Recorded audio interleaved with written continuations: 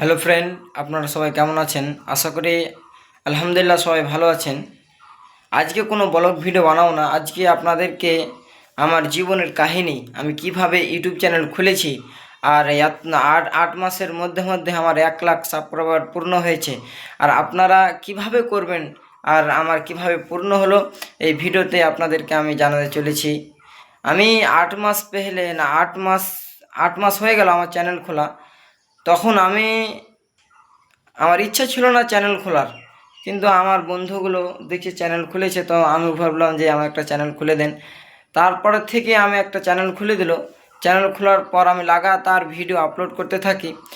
আর video যখন views আসছে না, তখন অটোমেটিক কেউ ইউটিউবে কাজ করে, তখন ভিউজ যদি না আসে তাহলে অটোমেটিক একটা চিন্তা খারাপ লাগবে আর কি। তার মধ্যে আমি কিছুদিন 15-20 দিন 1 মাস লাগাতার ভিডিও আপলোড করে নিই। তারপরে ফের একটা ইচ্ছা হলো যে কোনো জিনিস যদি হার মেনে নিই, আমরা যদি ভরসায় ছেড়ে দিই যে হবে না, এই হবে না, তাহলে আমাদের চিন্তাই করা হবে লাগাতার। তারপরে আমি 3-4 মাস ভিডিও ছাড়ি। তারপর তখন আমার অলরেডি এখন 1 লাখ সাবস্ক্রাইবার পূর্ণ হয়েছে আপনাদের ভালোবাসায়। তো শেষে আমি একটা কথা বলতে চাচ্ছি যে কোশিশ করতে হবে এমন করে যে করলেন, তো কোশিশ করতে হবে। আর কোশিশ না করলে, মেহনত না করলে কোনো কিছু সফলতা হওয়া যায় না।